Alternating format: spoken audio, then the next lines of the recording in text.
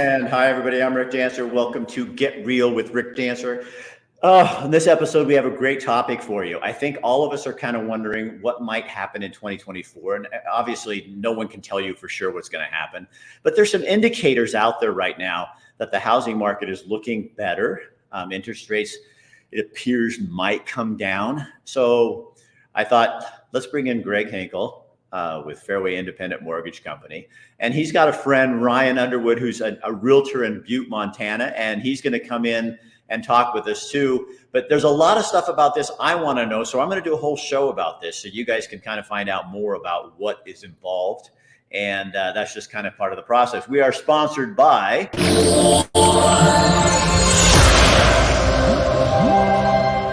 Cristino Family Dentistry out of Eugene, Oregon.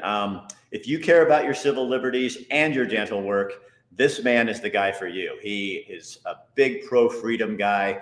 I just wrote a new promo for him that is so funny because we're talking about people who are in business that stand up for what they believe in. And they're rare and hard to find. And Dr. Bratland is the guy. Last month, 14 people went to him from watching our podcast. So he's pretty happy. Our other sponsor is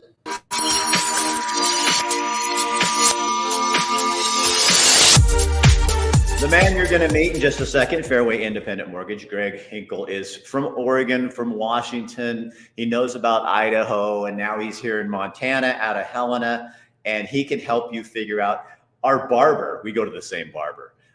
Well, I introduced him, so of course he goes to the same barber, but we go to the same barber. And one day I go to get my hair cut and my barber goes, yeah, Greg was telling me about all these other plans. I didn't think I could afford to get into a house. He starts telling me about these other plans that are out there. I had no idea.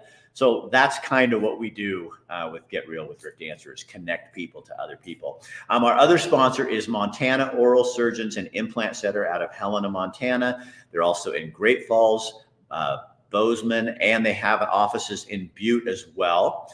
And tonight, a little bit later in the show, I'm going to have their expert on insurance come in. I won't tell you what I had done because that's a little embarrassing. Let's just say it had to do with urology and a scope. And they put it in a place, well, I think you can get it. So they threw the scope away when we're done. I looked in the garbage and I'm going, I think I should probably take that home because I'm not like I'm going to use it again. But I mean, I wonder how much that cost. So I had no idea.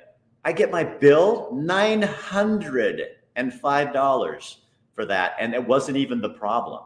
So I got scoped and doped and duped, and I didn't get that. At Montana Oral Surgeons, you will never have that happen to you. She's going to talk about how they do that. They tell you up front what's going to happen. And I think that's a really good thing. So anyway, Greg, that's way more information than you needed. And Ryan, I'm sure you're going, good God, who is this man? What I want to know is, what are you doing going to an oral surgeon for a urology issue? No, I didn't go to the oral surgeon for you. You got the story. Because I was confused. Wow. You right out of the boat. You're punching, aren't you? Because he knows Ryan and I may just gang up on him. So Ryan, we will. Well, so first of all, Ryan, thanks for joining us. And I've got to get a legal disclaimer out of the way. Ryan is with Keller Williams in Butte. And so legal disclaimer, Ryan and I do work together occasionally. And which is why I asked him to come on and kind of bring some of his expertise with this discussion too. And Greg is a regular client, a regular customer. And so it's the first time we've met Ryan. And Butte, for you guys who are in Oregon, from Helena to Butte is about, what, 2 hours, guys, you think? No, about 45 minutes. What is it? 45 minutes. Oh, I'm in Townsend. That's why it's farther for me. I have to go all the way around the loop to get there. But Brian, you know what? I really like Butte. You too. I mean, and what people don't understand, I think, it always has a reputation as being a rough town. And I don't see that at all. I see it being a really cohesive. They've been dealing with diversity from the mining days when you had Asians and Indians and Irish and everybody working together in the mine. And you can't be racist when you need each other to save your lives, And And I think that kind of translates into what's going on in Butte today. And I mean, and property, oh my God. I mean, we stayed in an Airbnb that this couple from Anaconda bought, and they're just buying up property, beautiful old historic properties, and making them into really modern, cool places to stay. I love it. Yep, there's quite a few of those. Butte's always been a very diverse town, a very blue-collar town. There's still mining that goes on today. We've got the pit mine here in town, and it produces molybdenum. Copper is one of the major things that it's always been famous for. You know, Butte back in the day, early 1900s, was one of the largest cities this side of the Mississippi. So it's been has produced a very lot of copper that came out of Butte over the years. And Butte has the largest historic downtown district in the country. I mean, it's huge. And there are beautiful historic buildings. And we went to a restaurant there one time and walked in, and I knew I was in heaven. It was an Irish pub downtown. And when the lady sat down at my table and said, "Okay, hon, what do you want?" And I said, "What should I have?" And she goes, "Well, don't have this. I had it earlier and I didn't like it." I went, "Oh my God, I have gone to heaven here." So the reason we have you guys on is I was listening to the radio the other day and I heard that something about interest rates, something about Jerome Powell. I'm not, this is not my area of expertise, but what do you guys kind of see? And either one of you can take it on and have a conversation. I'm just going to throw questions in here and there. But I think a lot of people are on edge, kind of waiting, going, what is going to happen in 2024? I'll turn that one over to Greg. I think one of the things that came out yesterday, we watched the Feds make a really, really big pivot in their stance. And I mean, the market was poised for them to pause on the raising of the Fed rate. The market had been poised for that for a week and a half. The bigger thing that came out of that yesterday was Jerome Powell's comments in the media coverage afterwards, and quite frankly, a lot of the media coverage was softball questions, but there was a guy that asked a question right near the end. Says, "Well, you know, when are we gonna see rates go? What's coming in the future?" And Powell's response to that was very, very direct. And his response was, "We will stop raising rates before, or we will start cutting rates before we hit the 2% PCE." Now, the PCE is their core measurement it's the personal consumption expenditure measurement, and it's their core index for inflation. And we know that rates follow inflation. And I sent you a chart, Rick. Which one do you want me to pull up? It's the one that goes up. Yeah, it's a whole bunch of barcodes that goes up. We've been watching rates come down. Is that it? Yeah, that's the one. So you look at that trend line. That goes back to mid-October. We've been watching rates come down since we got that big spike that took us up to 8% when we got the bad jobs report that was corrected a few weeks after it came out. And so we've been on this trend headed down in rates since then. What we got on the 27th of November was the median house prices, and MSNBC and CNN both were just like, "Oh my God, the sky's falling. House prices are dropping. We're going to see a crash in the market." Because the median house prices were showing that they were down. That they were down 10% year over year. Well, the interesting thing is if you look at that, what you're going to see is that red line is houses under 400,000. The blue line is houses over 400,000 and above. And what's happening is we're selling less high-priced houses and more 400 and below. So it's going to force that median house price down. The volume of houses that are being sold in that 400 and below range is really going through the roof. And Ryan, I think you can probably hit more on that than I can. Yes. So it has slowed down to some extent. Now, this time 2 years ago, 3 years ago, we're still exponentially higher. Stuff is moving quick.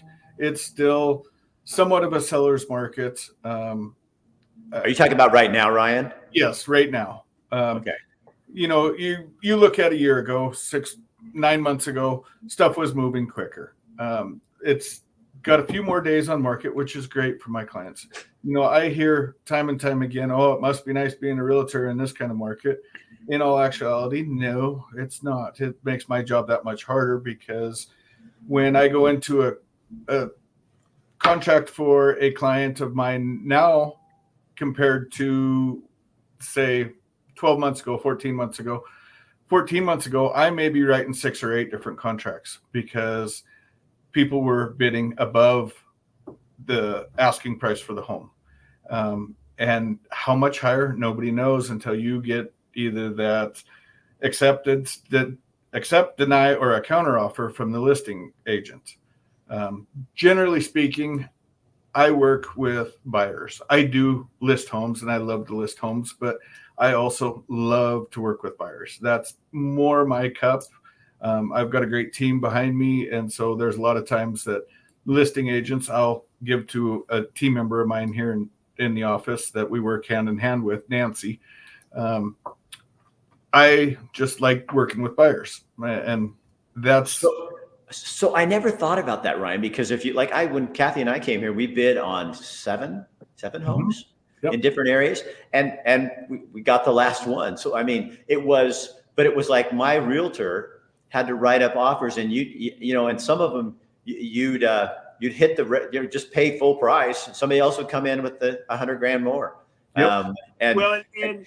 What a waste of time. Here's one of the weird things not a waste of time. I'll go to fight for my clients all day long, but yes, it gets very taxing, and my clients at times get discouraged.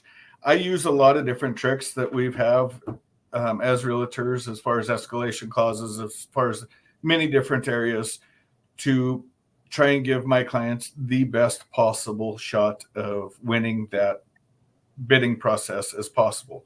So what you're saying is, though, now you don't. It's more. The prices are still up and the houses are moving, but they're moving slower. So you're not having 5 people come in at one day and going, bam, where you're bidding against all those people. Your client has a better shot at it, and so somebody looking for a home is going to have a better shot than what we had. Was just crazy. I mean, you almost had to just overbid just to get even in the game.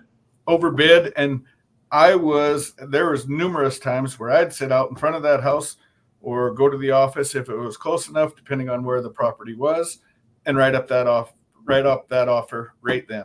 Where now, after having conversation with the listing agent and stuff like that, prior to most of the time right now, I can say, okay, guys, think about this one. This is a great house. Let's meet first thing tomorrow and let me know your thoughts. Where back 14 months ago, it wasn't. It was like, okay, we just got done with the showing 7 minutes ago, and I need to know an answer. Do you want me to put in an offer? Because there's already 13 offers on the table. So we got to be creative. We need a pre-approval in hand to go with that. So I was always with Greg or other bankers saying, okay, we need to have this pre-approval ready to go directly after showing. So if they like it, I can submit an offer right now and get to them, because there's just not time. Ryan, I think the great example of that is we just put a young couple. They're expecting their first baby. He was relocated up here by his employer, and we could put them in their first home. We closed on it last week, this week. This week. Yep. And the fact is that we were able to put a 15-day closing in place because of the way we did their pre-approval. That the only thing that we needed to have underwriting sign off on was the appraisal. And so being able to walk into that transaction and Ryan having the strength to walk into that transaction and go, you guys all good with the 15-day closing? it gave them a leg up to be able to do that. And we timed it perfectly to have these kids in their first house before Christmas. So, Greg, what can people expect? I mean, what was Powell saying about this 0.75 or the percentage point going down? I was on the radio and I didn't catch it clear enough. So there's what's called a plot map that all of the Fed chairmen kind of put their dot on what they think will happen. Here's what we know. Here's what we know for sure. Jerome Powell was very, very clear. We're going to start the cuts before we hit that 2% PCE. That 2% inflation rate has been their magic marker for the last 18 months. And what the biggest fear in the market is that they weren't going to start cutting until we got there. And then it's kind of like a train running into a wall. Well, Powell's finally backed off of that and said, we're going to soft land into that 2% marker. So there's that. It looks like right now he wouldn't, when he was asked, well, when can we expect cuts? He was kind of evasive. Little vague. Yeah, vague, evasive. His whole thing was there's enough variables in the market that we want to be careful of when we start pulling the trigger on that, but it would probably be somewhere near the first part of the spring. So we've got some indicators. And the biggest thing is as long as they're going to continue. So remember that Fed rate does not directly affect mortgage rates. What that Fed rate affects is credit card rates, car loans. It's an overnight borrowing rate that banks borrow money on. But because it's attached to the inflation, mortgage rates always follow inflation. So if inflation's coming up, mortgage rates are coming up. And the reason why is because people are moving to the treasury bonds. And so all of this is so interconnected.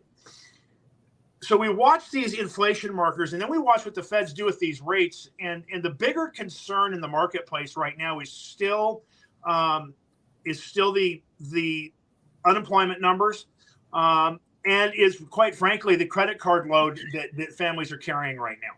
And so those are some fairly sizable variables. What they don't want to do is they don't want to run headlong back into quantitative easing. So we won't see those 3% rates. Again, those were artificially suppressed. Will we get down into the low sixes just by normal market movement? It's likely. It's a good possibility. So Ryan, what does that do for you? And more importantly, not that you're not important, but those people who are desperately trying to invest in a home because it's a great investment and they can't afford it right now. I mean, would that help the economy and see what happens in Butte and other places in Montana and Oregon and that kind of thing? Yeah, absolutely. So I work all of Southwest Montana, and as those interest rates come down, their buying power goes up. So their buying power goes up as the prices of homes have come up in the past several years. You don't get what you used to, obviously, for the same dollar. So that lets them buy a little bit more expensive house, and that could turn it into from a fixer-upper to a move-in ready, just having those interest rates come down and having their buying power go up. And obviously, as Greg will explain or could explain, there's several factors in there as far as credit, debt to income, all that stuff that I lean on the bankers for that. As I'm not a banker, that's a full-time job in itself, and don't claim to be. Me either. Well, I don't want your job either, though, Ryan. So it just helps them potentially get into a better house for, I want to say same monies, but it's not. It raises their buying power. Right. So they get something of more value because whereas you might have to buy a fixer-upper under interest rates where they are right now, you could get something where you didn't have to put that kind of labor into it. That's correct. Get a better house. Yeah, that makes sense. And I think that's what, the housing market is, I guess as you get, older and you start getting into this stuff too, you realize how much it's really an indicator of everything in the economy. 100%. In my opinion, you're 100% right. The housing market dictates so much. It's crazy. What is new housing like in Montana, Brian? I mean, in terms of, I don't mean like style wise or anything like that. I mean, but in terms of how much of it's being built right now. That's all kind of geographically different. Bozeman is booming, as you know. Yeah. I'm seeing Bozeman, Missoula, Billings, probably the top 3 that I'm aware of in Montana that are exploding exponentially. From there, Helena is right in there. As far as price points go, you've got Bozeman probably being the highest. And in Southwest Montana right here, it goes Bozeman, Helena, and in Butte. So I'm seeing a lot of people getting priced out of the Bozeman market, moving to Helena or moving to Butte. They're getting more bang for their buck. Taxes, everything else aren't as drastic in these areas as what they're trying to keep up with as far as the growth goes in, say, Bozeman, so on and so forth. Because as the towns grow, we've got infrastructures, we've got everything else that need to come into play. So therefore, taxes go up, and that costs more money on your payment especially if you're financing something, because in that, generally speaking, in that payment to the mortgage company, that's principals, taxes, and insurance. Well, tell me about it. Ours went up 53%.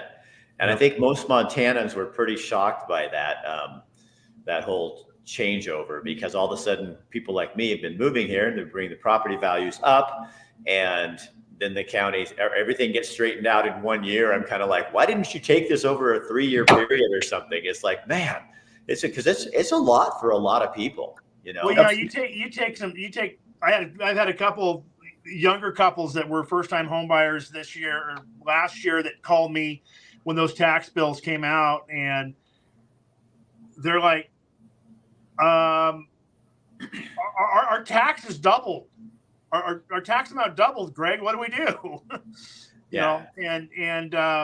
It's a jagged little pill to swallow. I think, Rick, to answer your question on what new construction is doing, I think my biggest concern for Helena specifically, but Butte too, is right now Helena is not building what I would consider to be first-time home buyer homes at a rate that is keeping up with the amount of kids that are moving out of mom and dad's house and starting their own families. We're not keeping up with the organic growth in town.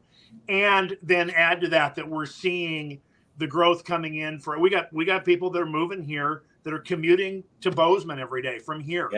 Or commuting, or they're moving to Butte and commuting to Bozeman because of Bozeman prices. So, when you're not keeping up with the organic growth in your area, and then you add that influx, and then we add the out-of-state influx, it's definitely created some inventory problems in the market. I think with the rates, when the rates went up, we kind of started getting a leveling of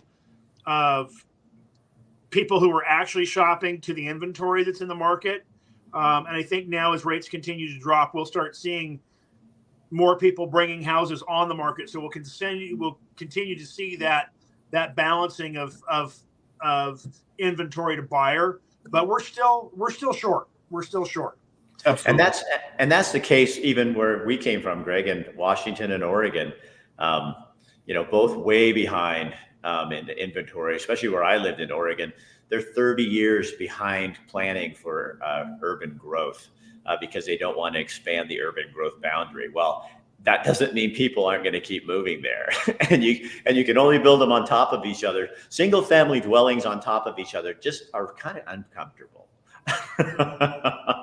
They call those apartment complexes. Yeah. So Ryan, what is your biggest concern for as a Montanan longer than Greg and myself, with all of us coming here and moving in here? What are the warnings that you would have for people?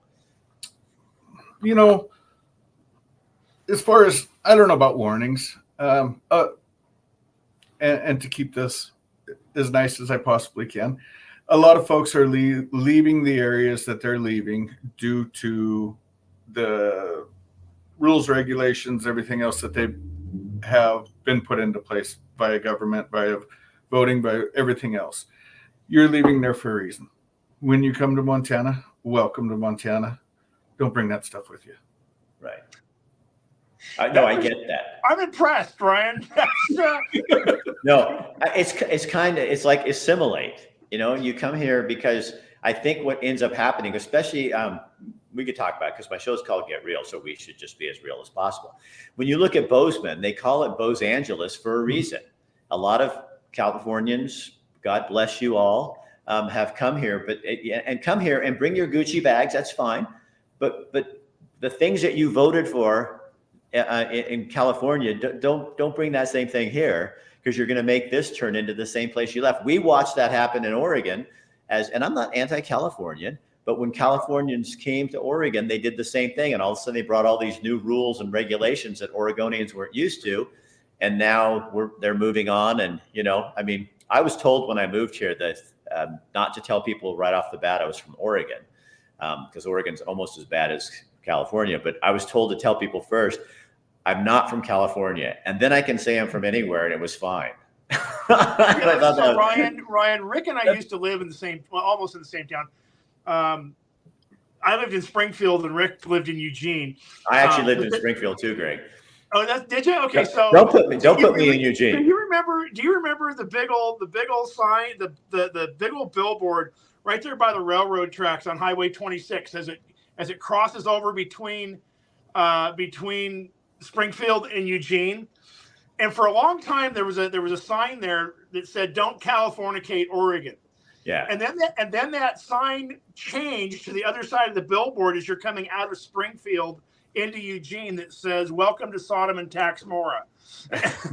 Well, I saw one in Montana once, and it was on a meme or something. Don't Oregonize Montana. And I thought that was kind of an interesting. So the thing is, this is not an anti-California thing at all. That's not what we're talking about. What we're talking about, because the Oregonians could do the same thing. It's don't bring your, remember why you left. Yeah. Remember why you left, because when you come here and it sounds so good to stop the wolf, all those stupid billboards about stop the wolf poaching. Well, instead of reading the billboard and going, oh, the poor little wolves, maybe do some research and find out why ranchers don't like them and why they're causing problems for them. And I think part of it is too, Rick.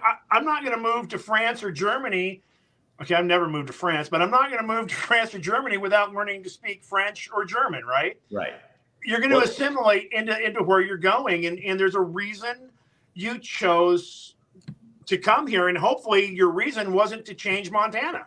Right. That's go ahead. Exactly. That's exactly right. I love to visit California. I retired from my first job in California. That being said, my first job, I was only in California for 1 week a year. That was it. But that just happened to be my last show was in California. Some of my best clients have been Californians. It has nothing to do with that. I just definitely, the people got to think, okay, we got out of where we left, and I hear it all the time, not only California, Florida, Texas, wherever, they're saying we had to get out of there because of X, Y, and Z. Okay, just remember that.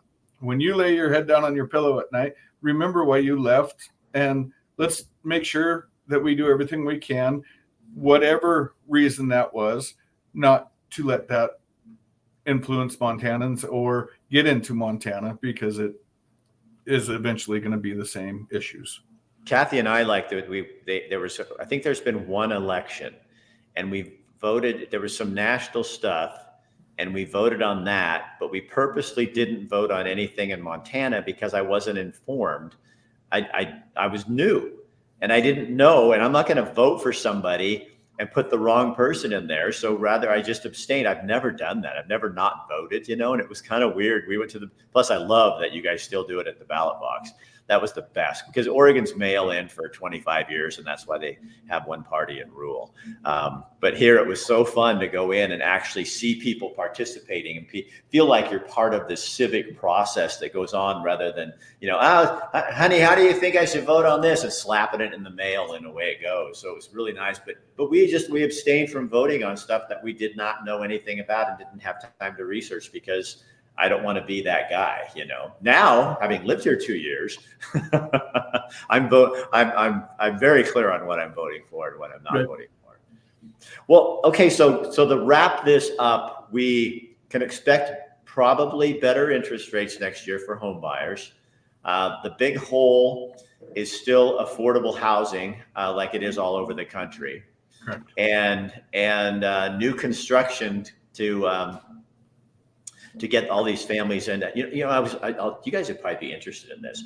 I went to this meeting here in Townsend a while back, and they were talking about one of the big problems with housing is that senior citizens normally will move out of their homes and into a different situation.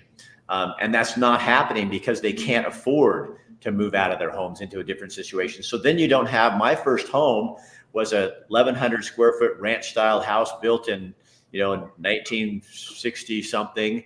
And you don't have those houses coming on the market so nobody's filtering out. So this was a meeting about how they need to build some affordable housing for senior citizens in little communities so they can move out and open up those houses in town to the families, so the process could kind of move through. And I thought that is so interesting.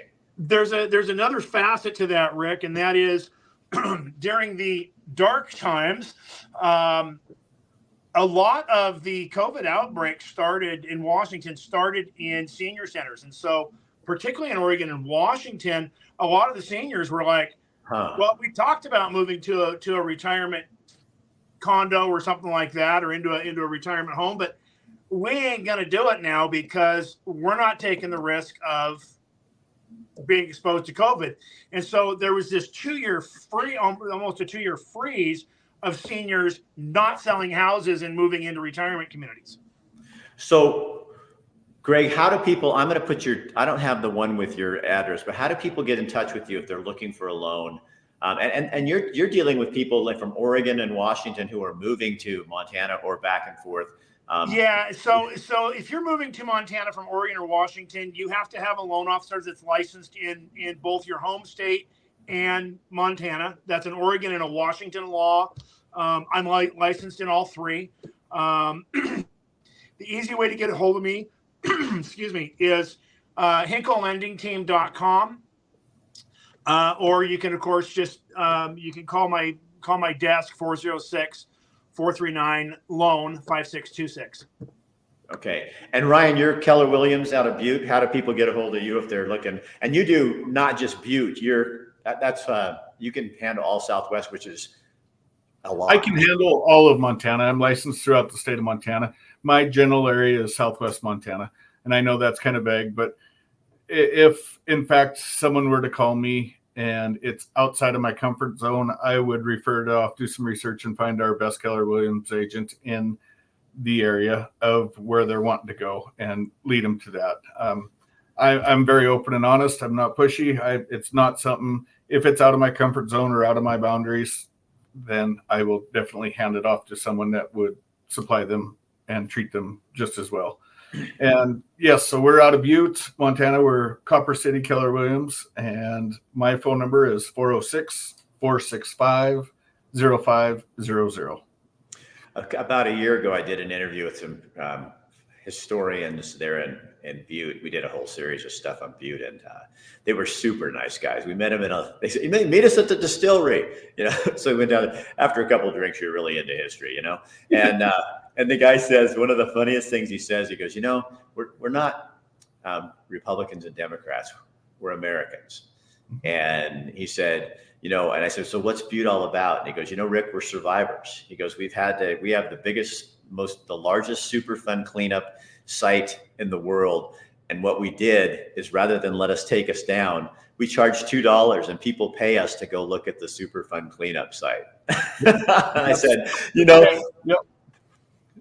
I said, that's a Butte, movie Montana. that was done.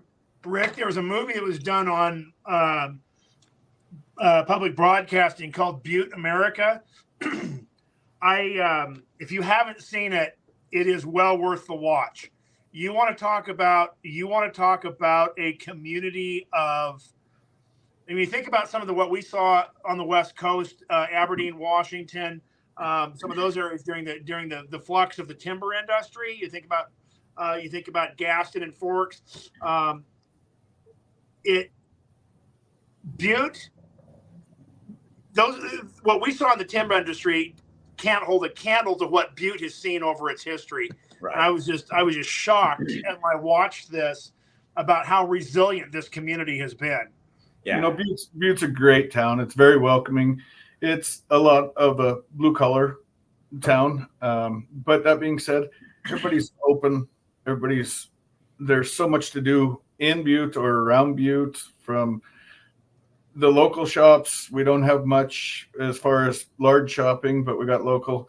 You can go 5 minutes in any direction in town and be in the mountains or at a lake or anything else. I'm an avid hunter and fisherman. I got one of my biggest bull elk during archery season, probably 10 minutes from town, in the mountains. So and it's so beautiful when you come in from I-90 from the west, and you come in and you start seeing Butte on the hill.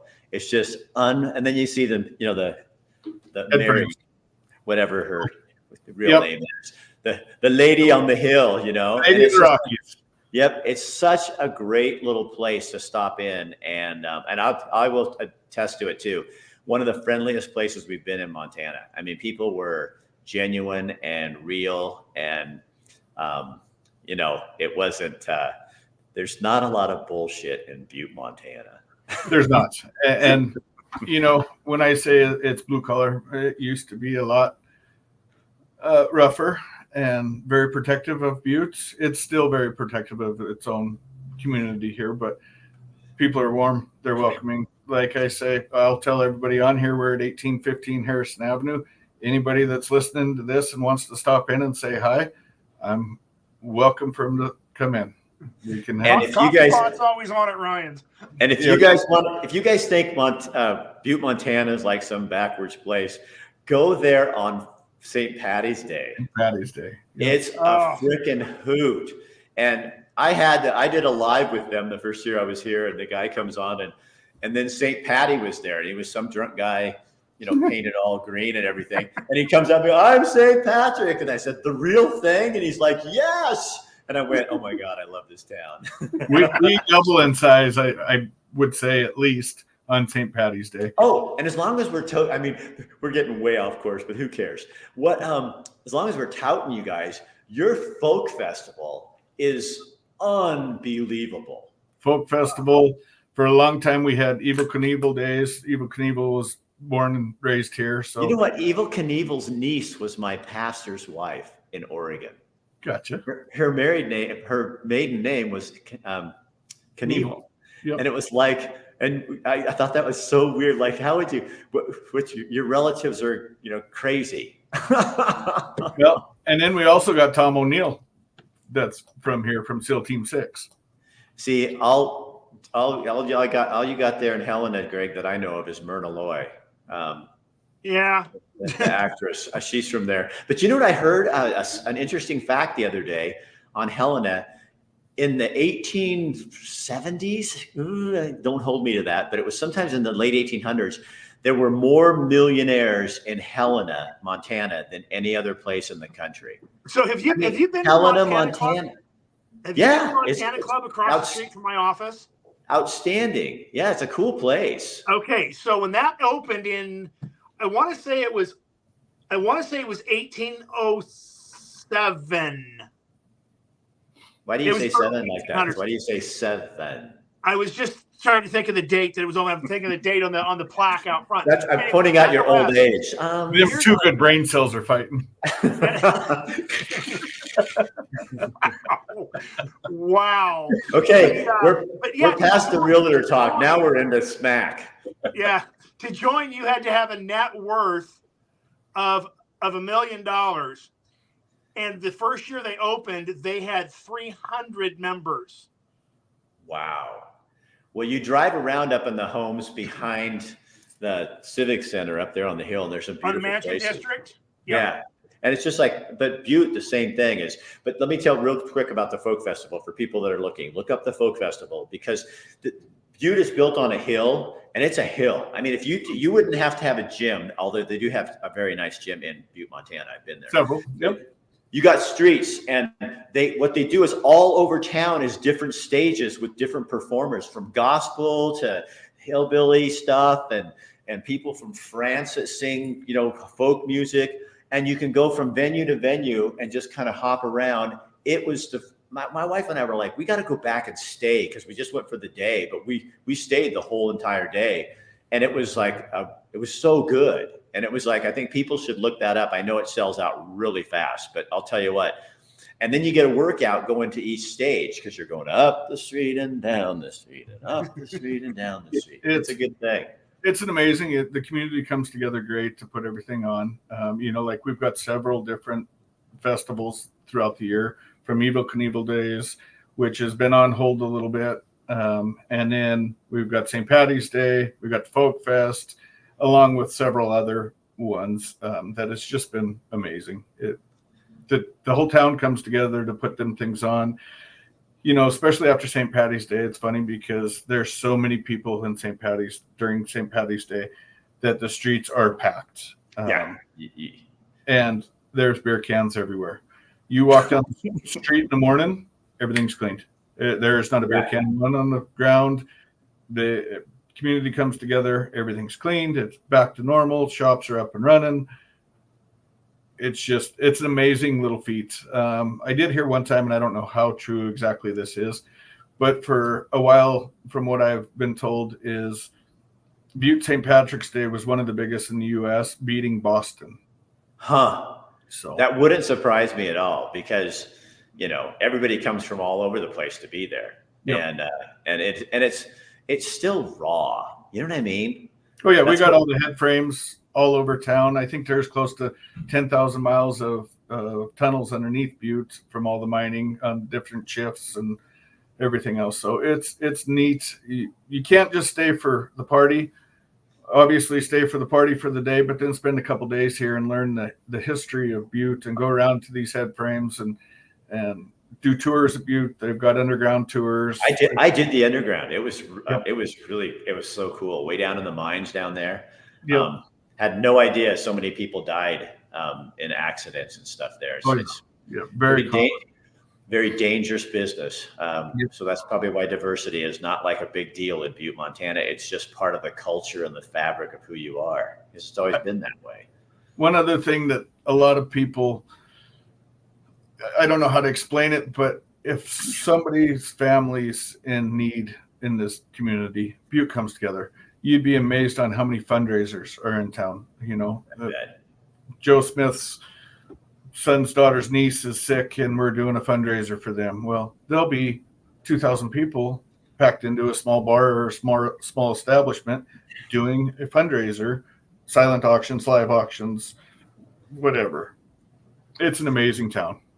Well, it wasn't really the plan to do like a promotional piece for Butte, Montana, but what the hell? It's, you know what I mean? It's nice to have you on and talk about that too, because I think people don't have the right idea. And that's one of the places when people come to like towns and they'll say to me, so where should we go visit? And I'm going, well, you got to go check out Helena, and but you have to go to Butte, because it's just such a rugged, interesting place to visit. So Brian, thanks.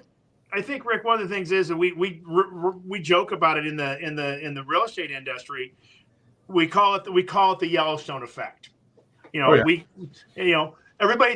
thinks that Montana is what they saw in Yellowstone. Well, it's not. It's not. It's not.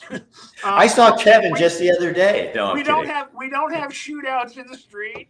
And we don't manipulate government officials, and I think that's one of the things I realize is that one of the things I absolutely love about being able to serve Helena and Butte are the two main areas I service, is Helena and Butte, and of course those surrounding areas, Anaconda, Deer Lodge, that kind of area.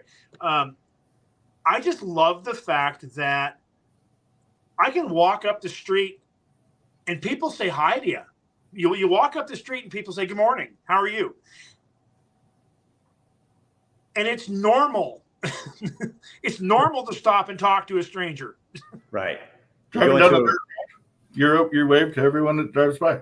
I mean, yeah, and there's different waves. Like two fingers mean one thing, one finger. This one means the same thing everywhere, but the other ones are a little different. You have to learn. And don't do this one if you don't want to get in trouble.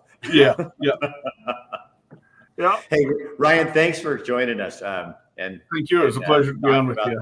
Yeah, and Greg, thank you again for sponsoring everything and giving us input and all that kind of stuff. And I got one more thing. You guys don't have to stick around. We've got one more thing to show you guys. Montana Oral Surgeons and Implant Center. I'm talking about their insurance and how they do it. It's very interesting, and just a quick little clip. You guys, what you can do for us is share this on your page so other people see that, especially if you're in Montana. Oregonians, the information we gave here, it's going to be the same in Oregon, basically, except for the Butte, Montana stuff. But everything else will be the same kind of information because this is happening all over our country. Well, so if you come to town and visit, stop in and say hi to us. Yeah, no, you can. And there's always beer on hand. There's coffee in the coffee pot. We're good. All right, and we'll tell you where the places are where people will call you hun and tell you what not to eat on their own menu. All right. Thanks, you guys.